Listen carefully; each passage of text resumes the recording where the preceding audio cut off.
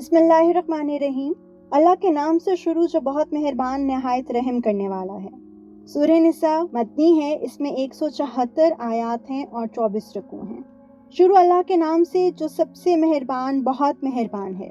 اے لوگو، اپنے پروردگار سے ڈرو جس نے تمہیں ایک جان سے پیدا کیا اور اسی سے اس کی بیوی پیدا کی اور ان دونوں سے بہت سے مرد اور عورتیں دنیا میں پھیلا دیے۔ اور اللہ سے ڈرو جس کا واسطہ دے کر تم ایک دوسرے سے اپنے حقوق مانگتے ہو، اور رشتہ داریوں کی حق تلفی سے ڈرو، اور یقین رکھو کہ اللہ تمہاری نگرانی کر رہا ہے۔ اور یتیموں کو ان کے مال دے دو اور اچھے مال کو خراب مال سے تبدیل نہ کرو، اور ان یتیموں کا مال اپنے مال کے ساتھ ملا کر مت کھاؤ، بے شک یہ بڑا گناہ ہے۔ اور اگر تمہیں یہ اندیشہ ہو کہ تم یتیموں کے بارے میں انصاف سے کام نہیں لے سکو گے تو ان سے نکاح کرنے کی بجائے دوسری عورتوں میں سے کسی سے نکاح کر لو جو تمہیں پسند آئیں، 2 سے، 3 سے اور 4 سے۔ ہاں، اگر تمہیں یہ خطرہ ہو کہ تم ان بیویوں کے درمیان انصاف نہ کر سکو گے تو پھر ایک ہی بیوی پر اکتفا کرو یا ان کنیزوں پر جو تمہاری ملکیت میں ہیں۔ اس طریقے میں اس بات کا زیادہ امکان ہے کہ تم بے انصافی میں مبتلا نہیں ہوگے۔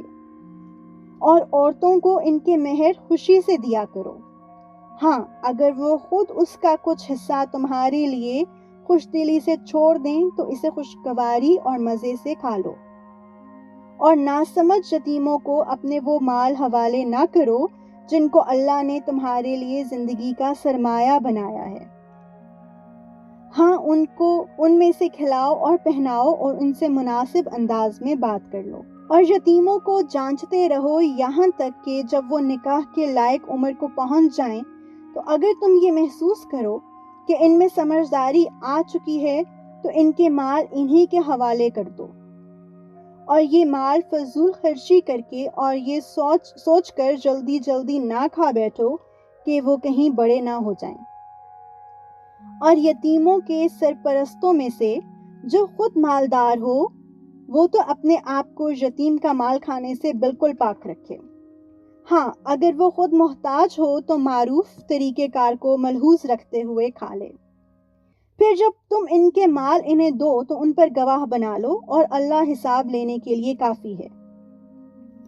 مردوں کے لیے بھی اس مال میں حصہ ہے جو والدین اور قریب ترین رشتہ داروں نے چھوڑا ہو، اور عورتوں کے لیے بھی اس مال میں حصہ ہے جو والدین اور قریب ترین رشتہ داروں نے چھوڑا ہو، چاہے وہ ترکہ تھوڑا ہو یا زیادہ، یہ حصہ اللہ کی طرف سے مقرر ہے۔ اور جب میراث کی تقسیم کے وقت غیر وارث رشتہ دار، یتیم اور مسکین لوگ آ جائیں تو ان کو بھی اس میں سے کچھ دے دو اور ان سے مناسب انداز میں بات کرو۔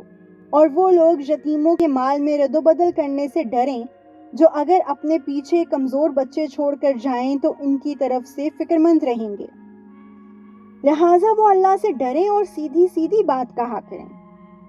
یقین رکھو کہ جو لوگ یتیموں کا مال ناحق کھاتے ہیں وہ اپنے پیٹ میں آگ بھر رہے ہیں اور انہیں جلد ہی ایک دہکتی آگ میں داخل کرنا ہوگا۔ اللہ تمہاری اولاد کے بارے میں تم کو حکم دیتا ہے کہ مرد کا حصہ 2 عورتوں کے برابر ہے، اور اگر صرف عورتیں ہی ہوں 2 یا 2 سے زیادہ تو مرنے والے نے جو کچھ چھوڑا ہو انہیں اس کا 2/3 حصہ ملے گا، اور اگر صرف ایک عورت ہو تو اسے ترکے کا آدھا حصہ ملے گا۔ اور مرنے والے کے والدین میں سے ہر ایک کو ترکے کا 6واں حصہ ملے گا، بشرطے کہ مرنے والے کی کوئی اولاد ہو، اور اگر اس کی کوئی اولاد نہ ہو تو اس کے والدین ہی اس کے وارث ہوں گے، تو اس کی ماں 1/3 حصے کی حقدار ہے۔ ہاں، اگر اس کے کئی بھائی ہوں تو اس کی ماں کو 6واں حصہ دیا جائے گا، اور یہ ساری تقسیم اس وصیت پر عمل کرنے کے بعد ہوگی جو مرنے والے نے کی ہو، یا اگر اس کے ذمہ کوئی قرض ہے تو اس کی ادائیگی کے بعد۔ تمہیں اس بات کا ٹھیک علم نہیں ہے کہ تمہارے باپ بیٹوں میں سے کون فائدہ پہنچانے کے لحاظ سے تم سے زیادہ قریب ہے، یہ تو اللہ کے مقرر کیے ہوئے حصے ہیں۔ یقین رکھو کہ اللہ علم کا بھی مالک ہے، حکمت کا بھی مالک۔